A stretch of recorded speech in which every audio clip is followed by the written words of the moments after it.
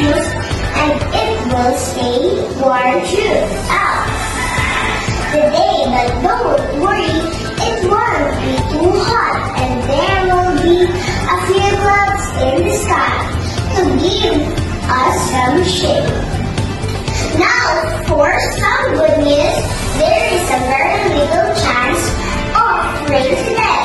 That means you don't have to worry about bring umbrella, just enjoy the bright and sunny weather. But remember, even if it's sunny, the sun can still be very strong. So, if you're outside for a long time, stay in the shade when you can drink lots of water to keep yourself hydrated. So, to sum it all up, it's a warm and sunny day with a few clouds, no rain, and